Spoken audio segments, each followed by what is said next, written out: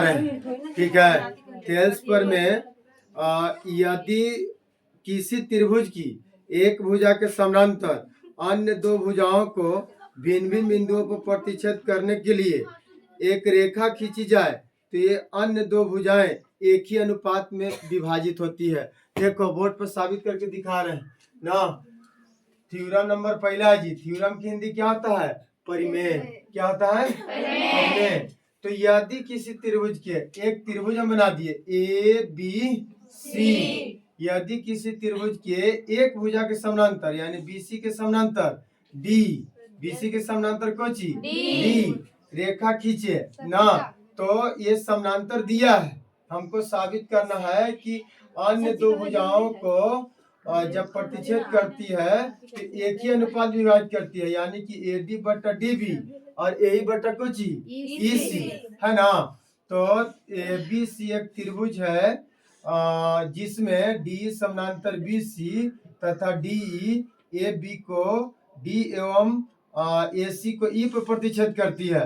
देखिए थ्योरम को साबित करने के लिए 4 चरण से गुजरते हैं। पहला गिवन यानी दिया हुआ है, दूसरा टू प्रूफ्स जो सिद्ध करना है, तीसरा बनावट यानी कंस्ट्रक्शन ना, रचना जिसको बोलिए, है ना, और चौथा प्रूफ ना। तो आइए देखते हैं यहाँ पे टू प्रूफ साबित क्या करना है जी। AD बटा DB AE बटा EC, AE बटा कोची EC। तो अब यहाँ लिखे कंस्ट्रक्शन बनावट D से DM लंब मिला जो लेट से आइए, देखो इधर D से DM लंब AC और E से EL लंब AB खींचा और BE एवं CD को मिलाया। BE एवं किसको मिलाया? CD को मिलाया ना। अब चल दीजिए बारी बारी से। त्रिभुज कौन में? ADE और BDE में मिलाइए। ADE और BDE में ना। इसका क्षेत्रफल निकाल दिया है। बोलिए त्रिभुज ABC का क्षेत्रफल बटा त्रिभुज BDE का क्षेत्रफल ना। अब तुम लोग के माइंड में चल रहा हो कि ये बटा में क्यों लिखे, क्योंकि हमको साबित करना है AD बटे DB और AE बटे कोची EC। बोलो त्रिभुज का क्षेत्रफल क्या होता है? 1/2 गुने आधार गुने ऊंचाई। तो इसका आधार हम लिए है AD और इस पर ऊंचाई यानी लंब क्या है EN।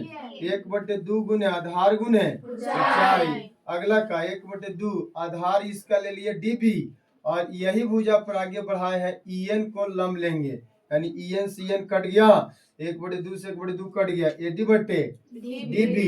अब बच्चा जो लिख दिया यहाँ पर AD बटे DB समीकरण 1 मान लिए। पुनः ADE और त्रिभुज CDE में चले हैं। ADE और त्रिभुज कोची में CDE में दिख रहा है। ADE और त्रिभुज CD एकदम सेम पहले जैसा चलेंगे, ठीक है।